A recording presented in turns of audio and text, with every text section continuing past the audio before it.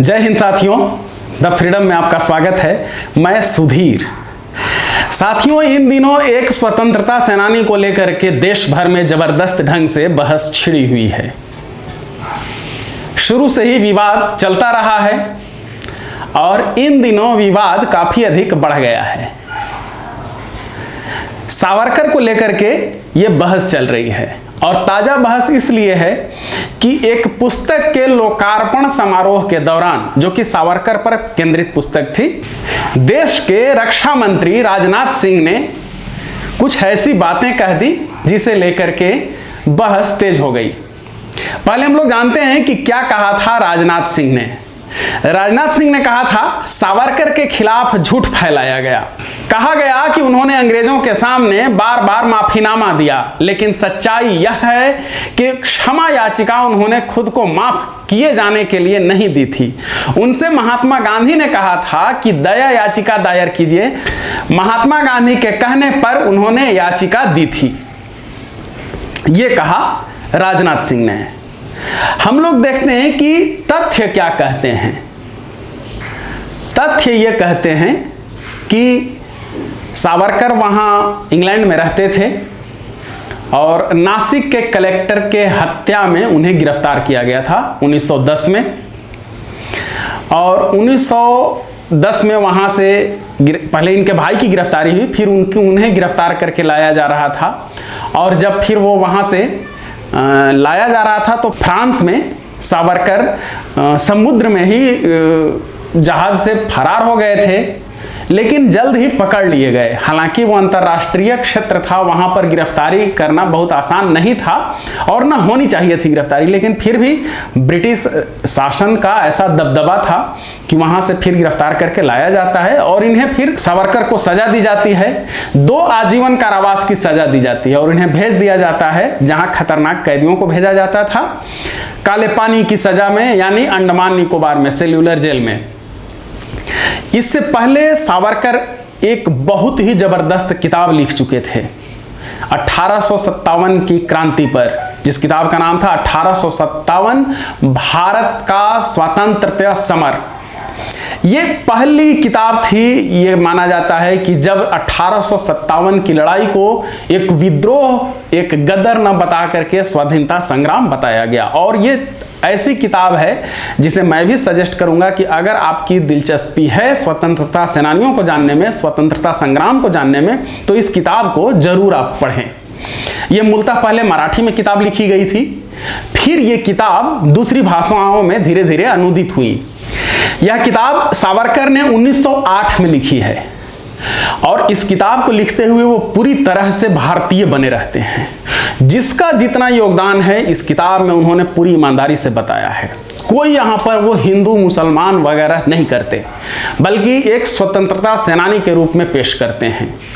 जिन मुसलमानों ने देश के लिए लड़ाई की, जिन हिंदुओं ने देश के लिए लड़ाई की, उन्हें बिल्कुल देशभक्त बताया। जिन लोगों ने गद्दारी की उनका भी नाम बताया, चाहे वो हिंदू हो या मुसलमान। बल्कि उस किताब में उन्होंने स्पष्ट ये किया है कि ये लड़ाई हिंदू और मुसलमान दोनों मिल करके लड़ रहे थे देश की आज़ादी के लिए।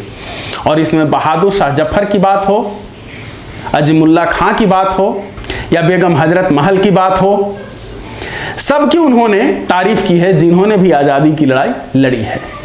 और बिल्कुल सही ढंग से, लक्ष्मीबाई से लेकर के नाना पेशवा तक, उन सिपाहियों की भी, उन सैनिकों की भी जिन्होंने बगावत करके और फिर 1857 की लड़ाई को मजबूत बनाया, उन तमाम अनछुए पहलुओं पर भी उन्होंने दृष्टि डाली है। और यहां तक सावरकर बिल्कुल एक दूसरे रूप में नजर आते हैं। जब 1910 में गिरफ्तार इन्हें किया गया और फिर इन्हें अंडमान भेज दिया गया सजा काटने के लिए सेल्यूलर जेल में, और वहां से शुरू होती है फिर इनकी माफी वाली चिट्ठियां। उन्हें जेल में अंडमान में भेजा गया था 11 जुलाई 1911 को, जब सेल्यूलर जेल इन्हें पहुंचा दिया गया। और 29 अगस्त को 1911 में, याद रखिए 11 जुलाई को भेजा गया है और 29 अगस्त को 1911 में उन्होंने पहला पत्र लिखा है ब्रिटिश सरकार को। ये 10-11 का समय है, 10-11 की अवधि है, 1910-11 की, और इस समय महात्मा गांधी का कोई खास नाम, कोई जिक्र, कोई चर्चा वैसा भी नहीं था। अफ्रीका में गांधी रह रहे थे, वहां पर उन्होंने भारतीयों को अधिकार दिलाने के लिए आंदोलन वगैरह चलाया था। उनका कुछ इधर उधर नाम 2-4 बार छपा उपा होगा। इसलिए ये कहना कि 10-11 में गांधी किसी को सलाह दे सकते थे, और गांधी इतने बड़े नेता हो गए थे कि गांधी से सलाह किसी ने ली हो और गांधी ने किसी को इस तरह से सलाह दी हो, ये बात पूरी तरह से झूठी है। इसलिए भी झूठी है कि क्रांति के अगर परिप्रेक्ष्य में देखें तो सावरकर उस समय तक बहुत बड़े नाम हो चुके थे। मदन लाल धिंगरा को प्रेरित करने वाले सावरकर थे, और फिर मदन लाल धिंगरा के खिलाफ जब निंदा प्रस्ताव पारित हो रहा था इंग्लैंड में, तो सावरकर ही थे जिन्होंने हस्तक्षेप करके उस प्रस्ताव को रुकवा दिया था। और उस फिर सभा में जो कुछ हुआ था वो वीडियो पहले से मौजूद है द फ्रीडम पर। तो सावरकर उस हिसाब से तब बहुत बड़े नाम थे गांधी से। इसलिए गांधी कुछ ऐसा थे नहीं कि गांधी सलाह देते। तो ये 29 अगस्त 1911 को जो पहला पत्र लिखा सावरकर ने, उसमें गांधी की कोई भूमिका होने का सवाल ही नहीं है। कोई कहीं पर ये कहीं से बात हो ही नहीं सकती है। याद रखिए, अंडमान निकोबार भेजे जाने के बाद, सेल्यूलर जेल में भेजे जाने के 1.5 महीने के अंदर उन्होंने ये पहला खत लिखा है। अब यहां पर 2 चीज है, याचिका और माफीनामा। जैसे वहां पर एक ऋषिकेश कांजीलाल नाम के क्रांतिकारी भी बंद थे। उन्होंने जो याचिका भेजी थी सरकार के पास, उसमें उन्होंने लिखा था कि वे राजनीतिक कैदी हैं, इसलिए उनके साथ जेल में भी राजनीतिक कैदियों की तरह बर्ताव किया जाए, न कि पेशेवर अपराधियों की तरह। ये मांग की थी। याद रखिए, ये मांगे अलग अलग दौर में अलग अलग क्रांतिकारियों ने भी की हैं कि वो राजनीतिक कैदी हैं तो राजनीतिक सुविधाएं मिलनी चाहिए, राजनीतिक कैदी का बर्ताव होना चाहिए। लेकिन सावरकर यहां पर निराश करते हैं। सावरकर ने जो चिट्ठी लिखी, खास तौर पर एक ऐसी चिट्ठी है जो बेहद ही शर्मनाक कहा जा सकता है। जब सावरकर दूसरी चिट्ठी लिखते हैं 14 नवंबर 1913 को, और उस चिट्ठी में वो एक तरह से पूरी तरह नतमस्तक हो जाते हैं ब्रिटिश शासन के आगे, और कहते हैं कि ये वादा करता हूं कि कभी भी अब मैं ब्रिटिश शासन के खिलाफ कोई युद्ध नहीं करूंगा, मैं हमेशा राजभक्त बन करके रहूंगा ब्रिटिश शासक का। ब्रिटिश शासन के साथ हमारा पुराना संबंध है, मैं जानता हूं कि दुनिया में सर्वश्रेष्ठ शासन है ब्रिटिश शासन, और कभी भी मैं जब तक जीवित रहूंगा ब्रिटिश शासन के प्रति एक भक्त, एक जिम्मेदार राजभक्त बन करके काम करता रहूंगा। ब्रिटिश साम्राज्य की मजबूती के लिए मैं काम करता रहूंगा। और फिर उन्होंने 1914 में, 1915 में, 1918 में और 1920 में कुल 6 पत्र लिखे। और 6 जो ये पत्र हैं, ये याचिका नहीं है, माफीनामा है। याचिका मैंने उदाहरण दिया कि वहीं से, कहां से, सेल्यूलर जेल से ही ऋषिकेश कांजीलाल ने जो खत लिखा था वो याचिका थी। उसमें वो कहते हैं कि हमारे साथ राजनीतिक कैदी की तरह बर्ताव किया जाए, न कि पेशेवर गुंडों की तरह। लेकिन सावरकर ये नहीं कहते। सावरकर जवाब देते हैं, वो विश्वास दिलाते हैं कि वो आजीवन ब्रिटिश राजभक्त बनकर के रहेंगे और ब्रिटिश साम्राज्यवाद की मजबूती के लिए काम करेंगे। अब इसमें बात और है कि यह भी हो सकता था कि ये उनकी योजना का हिस्सा हो, कि इस तरह से चूंकि जेल में ही रह जाएंगे तो कुछ नहीं कर पाएंगे, जेल से बाहर निकलेंगे तो हम कुछ कर पाएंगे। तो ये विश्वास दिला करके किसी तरह से जेल से बाहर निकलें और फिर वहां पर निकल करके कुछ करें। एक ये भी कहा जा रहा है एक हल्के में कि गांधी ने लिखा था कि वो भी जेल से बाहर निकलेंगे तो हमारी तरह आज़ादी की लड़ाई लड़ेंगे। मुझे इस तरह के कागजात नहीं मिले, लेकिन ऐसा भी नहीं है कि मुझे जो कागजात नहीं मिलेंगे वो बात सही नहीं हो सकती है। एक बड़े पत्रकार हैं देश के, नाम है सुधीर चौधरी। उन्होंने बताया है कि 1920 में जो अंतिम माफीनामा, अंतिम याचिका, अंतिम पत्र लिखा ब्रिटिश सरकार को सावरकर ने, वो ऐसा था कि सावरकर के छोटे भाई गांधी से सलाह लेने गए थे कि सब लोग छूट रहे हैं, वो नहीं छूट रहे, उन्हें रिहा नहीं किया जा रहा है।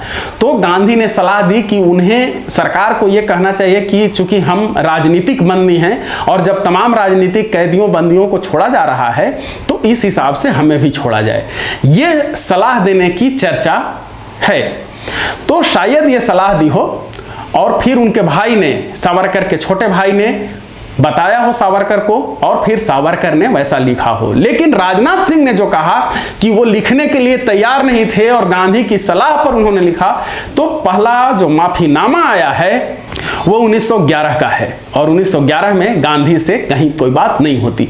छठे माफीनामा के बारे में गांधी को जोड़ने की कोशिश आप कर सकते हैं, हालांकि मेरे पास इसके बारे में कोई प्रमाण नहीं है। ये अलग अलग विशेषज्ञों ने, पत्रकारों ने जो बात कही है, शोधार्थियों ने बात कही, उसके आधार पर ये मैं कह रहा हूं। तो अगर तमाम दूसरे लोगों की बात सच भी मान ली जाए तो राजनाथ सिंह की बात पूरी तरह से झूठी और बकवास है और एक जिम्मेदार पद पर बैठा हुआ आदमी इतना भ्रामक और गलत बयान दे सकता है। यह बताता है कि राजनाथ सिंह बहुत बड़े पद पर हैं लेकिन वो मक्कार और धूर्त हैं। वो, उन्हें कम से कम एक बड़े पद पर बैठे हुए आदमी को इस तरह का झूठा बयान नहीं देना चाहिए जिसका कहीं कोई आधार ही नहीं है। तमाम दस्तावेज और शोधार्थियों द्वारा इकट्ठा की हुई जानकारी ये बताती है कि ऐसा नहीं है कि महात्मा गांधी के कहने पर विवश होकर के सावरकर ने माफीनामा दिया हो या याचिका भेजी हो। हाँ, एक जरूर ये बात इसमें हुई कि पहली बार आरएसएस के सरसंघ चालक मोहन भागवत और भाजपा के बड़े नेता जो राष्ट्रीय अध्यक्ष भी रह चुके हैं राजनाथ सिंह, इन लोगों ने कबूल की कि सावरकर ने माफीनामा दिया था, अंग्रेजों से माफी मांगी थी। एक और बात से इसे समझ सकते हैं कि गांधी लंबे समय तक जेल में रहे, गांधी के दूसरे तमाम सहयोगी जेलों में रहे, गांधी ने कभी किसी को माफी मांगने की सलाह नहीं दी और न ही गांधी ने खुद माफी मांगी। तो जिस बात पर उन्होंने कभी खुद अमल नहीं किया या उनके किसी साथी ने अमल नहीं किया, वो खुद दूसरे को ऐसी सलाह कैसे दे सकते थे। अंडमान निकोबार में 1000 से भी ऊपर कैदियों को रखा गया रहे और उन सब में से, जिसमें भगत सिंह के भी ढेर सारे साथी हैं, और वहां पर रहते हुए बहुत सारे लोगों ने अपनी जान दे दी, अपने प्राण दे दिए, लेकिन माफी नहीं मांगी अंग्रेजों से। भगत सिंह के तमाम साथियों को जिन्हें आजीवन कारावास की सजा हुई थी, वो सब अंडमान भेजे गए थे, सेल्यूलर जेल में रहे। वहां उन्होंने राजनीतिक कैदी के जैसा बर्ताव किया जाए इस मांग के लिए भूख हड़ताल भी की थी और उसी भूख हड़ताल में भगत सिंह के करीबी साथी महावीर सिंह शहीद भी हो गए थे, लेकिन माफी नहीं मांगी किसी ने, कोई याचिका इस तरह से नहीं भेजी और वो उस सजा को पूरी हिम्मत के साथ बर्दाश्त करते रहे। अब फिर से आते हैं सावरकर पर। सावरकर को के बारे में एक और बात ये पक्ष में कही जाती है कि वो बाहर निकल करके चाहते थे कि आज़ादी की लड़ाई लड़ें, जेल में रहते हुए कुछ नहीं कर पाएंगे। तो इसके लिए हमें ये देखना होगा कि बाहर निकलने के बाद उन्होंने क्या किया। तो यहाँ पर भी सावरकर निराश करते हैं, सिर्फ निराश ही नहीं करते बल्कि उनकी दिशा बदल जाती है। जो सावरकर 1910 से पहले नजर आते हैं पूरी तरह से धर्मनिरपेक्ष, और वो ये बताते हुए कि देश की आज़ादी की लड़ाई हिंदू मुस्लिम मिलकर के लड़े हैं और देश ऐसे ही आज़ाद होगा, अब वो जेल में रहते हुए शायद अंग्रेजों को भी ये विश्वास दिलाने के लिए कि वो सचमुच अब राजभक्ति के साथ काम करेंगे, वहां उन्होंने हिंदुत्व पर किताब लिखी और फिर बिल्कुल एक कट्टर हिंदूवादी की तरह वो नजर आने लगते हैं। अब यहां पर यह बात सही साबित होने लगती है कि जो उन्होंने अंग्रेजों से वादा किया था, जो वचन दिया था, वो सावरकर निभा रहे हैं। आप ऐसे ही खुद सोच लीजिए कि जब देश गुलाम था तो हिंदू मुस्लिम लड़ाई से, हिंदू मुस्लिम नफरत से, दंगों से किसे फायदा था? हिंदुओं को, मुसलमानों को या अंग्रेजों को? अंग्रेज हर कीमत पर चाहते थे कि यहाँ हिंदू मुस्लिम लड़ें और इसके लिए जरूरी था कि यहाँ दंगे हों, एक दूसरे से वो लोग नफरत करें। और जितने भी देशभक्त रहे हैं, जितने भी स्वाधीनता संग्राम सेनानी रहे हैं, वो सब हिंदू मुस्लिम एकता पर सब ने जोर दिया है। यहाँ तक कि जो बहुत अधिक धार्मिक थे, जैसे बाल गंगाधर तिलक या मदन मोहन मालवीय, उन्होंने भी नफरत की बात नहीं की। वो भी अंग्रेजों से लड़ रहे थे, न कि मुसलमानों के खिलाफ वो दंगा भड़का रहे थे या नफरत बढ़ा रहे थे। यहां तक कि सबसे जो चर्चित केस है बाल गंगाधर तिलक का, उसमें वकील थे जिन्ना। तब जिन्ना अभी अंग्रेजों की कठपुतली नहीं बने थे, लेकिन अंग्रेजों ने कोशिशें 1857 के बाद ही शुरू कर दी थी कि हर हालत में अगर यहाँ शासन बचाए रखना है तो हिंदुओं और मुस्लिमों को लड़ाना होगा। और तब फिर ऐसे गद्दार हिंदुओं की तलाश शुरू की जो मुसलमानों के खिलाफ नफरत भड़काए, दंगा फैलाए। उसी तरह से ऐसे गद्दार मुसलमानों की तलाश की जो हिंदुओं के खिलाफ नफरत भड़काए और दंगा फैलाए। और ऐसे संगठन, ऐसे लोग बनते गए, मिलते गए। नाम आप खुद सोच लीजिएगा कि कौन कौन ऐसे संगठन थे जो अंग्रेजों को फायदा पहुंचा रहे थे, जो हिंदू और मुसलमान नफरत की, दंगे की बात कर रहे थे और ब्रिटिश शासन को मजबूत कर रहे थे इस तरह से, और आजादी की लड़ाई को कमजोर कर रहे थे। यह धार्मिक नेताओं की मैं बात कर रहा हूं। भगत सिंह और उनके ढेर सारे साथी तो धर्म की निरर्थकता पर सीधे चले गए थे और यह मानने लगे थे, खुलेआम उन्होंने लिखा, कहा कि हिंदुस्तान का सबसे बड़ा कलंक जो है वह धर्म है। यहाँ जब तक धर्म रहेगा लोग आपस में लड़ेंगे। तो क्योंकि वो देख रहे थे कि अंग्रेज इसी चीज का फायदा उठा करके यहाँ के लोगों को आपस में मिलने नहीं दे रहे हैं। जब यहाँ लोग लड़ने के लिए तैयार होते थे तो जो अंग्रेजों के पालतू थे, जो इसमें हिंदू भी शामिल थे और मुसलमान भी शामिल थे, वो आपस में एक दूसरे को लड़ाने लगते थे। सावरकर जब जेल से बाहर आए, उन्होंने एक भी ऐसा काम नहीं किया जिसे कहा जा सके कि वो योजना के तहत जेल से बाहर आए थे ताकि आजादी की लड़ाई लड़ी जा सके। बल्कि 1939 में जब द्वितीय विश्व युद्ध शुरू हुआ तो सावरकर ने अपने वादे के अनुसार कि राजभक्ति पूरी जिंदगी निभाएंगे, ब्रिटिश फौज में भारतीयों को शामिल कराने की मुहिम शुरू की और अधिक से अधिक लोगों को प्रेरित किया कि वो ब्रिटिश फौज में शामिल हों। यहां वो गांधी के नजदीक नजर आते हैं। गांधी ने भी प्रथम विश्व युद्ध के समय शामिल कराया था। बहुत सारे हिंदुस्तानियों को गांधी ने प्रथम विश्व युद्ध के समय ब्रिटिश शासन के पक्ष से लड़ने के लिए शामिल कराया था फौज में। और द्वितीय विश्व युद्ध में सावरकर भी यही करते नजर आ रहे हैं। 1942 का जब भारत छोड़ो आंदोलन शुरू होता है गांधी का, उसमें तमाम भारतीय लड़ रहे थे, हर तबका उसमें लगभग शामिल हो गया था। तब हिंसा अहिंसा की धारा मिट चुकी थी और जो जिसको जैसे लग रहा था वो लड़ रहा था। लेकिन उस दौरान सावरकर अंग्रेजों के पक्ष में पूरी भक्ति और शक्ति के साथ खड़े दिखाई देते हैं। तो सावरकर की जिंदगी दो भाग में है। 1910 तक वो एक वीर साहसी नजर आते हैं, एक योद्धा नजर आते हैं, एक राष्ट्रभक्त नजर आते हैं। लेकिन काले पानी की सजा जैसे ही उन्हें होती है वहां से वो टूटने लगते हैं, वो कमजोर पड़ने लगते हैं और फिर अंग्रेजों के सामने हर तरह से बार बार 6 बार माफीनामा भेजते हैं, उनकी राजभक्त बने रहने का बार बार भरोसा दिलाते हैं। एक और बात यह है कि सावरकर के आजादी की लड़ाई में जो योगदान रहा है वो 1910 तक ही खत्म हो जाता है। 1910 के बाद कुछ ऐसा नहीं कि जिसका उल्लेख किया जा सके।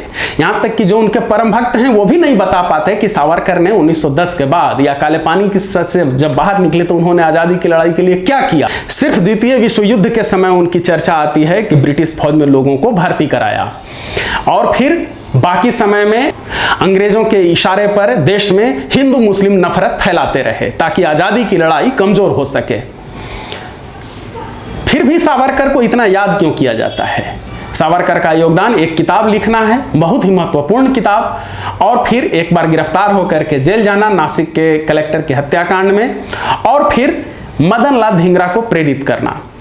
ढेर सारे क्रांतिकारी हैं और लंबे समय तक यातना झेली, फांसी पर चढ़ गए, उन्हें कभी याद नहीं किया जाता। भगत सिंह के ढेर सारे साथी जो आजीवन काले पानी की सजा में चले गए, ढेर सारे साथी जो काले पानी की सजा काटते हुए शहीद हो गए या बहुत बुरी तरीके से मरे या जीवित भी रहे, तो उन्हें कभी नहीं पूछा गया। सावरकर क्यों याद आते हैं? सावरकर उन तत्वों को याद आते हैं जिन्हें अंग्रेजों ने पैदा किया था। हमने पहले ही चर्चा की थी कि अंग्रेजों ने चुन चुन करके ढेर सारे हिंदू पालतू को भी पाला था और मुस्लिम पालतू को भी पाला था, और इसलिए कि ये आज़ादी की लड़ाई इनके माध्यम से कम करवा सके। और फिर इनको जिम्मेदारी दी जाती थी कि हिंदुस्तानियों को अधिक से अधिक धर्म के नाम पर लड़ना सिखाओ, ना कि अंग्रेजों से लड़ना सिखाओ। तमाम स्वतंत्रता सेनानी फिर से मैं कह रहा हूं, अंग्रेजों से लड़ रहे थे और उस समय के तमाम गद्दार हिंदू और मुसलमान एक दूसरे से लड़ रहे थे। अंग्रेज चले गए लेकिन उनके पालतू यहीं रह गए थे और वो अब भी हैं। आप उन्हें पहचानिए, नाम आप खुद सोच सकते हैं। जरूरत पड़ी तो सावरकर पर और चर्चा होगी। इस वीडियो को यहीं खत्म कर रहा हूं। हमारे साथ जुड़े रहने के लिए द फ्रीडम को सब्सक्राइब कीजिए। धन्यवाद। जय हिंद। इनकलाब जिंदाबाद।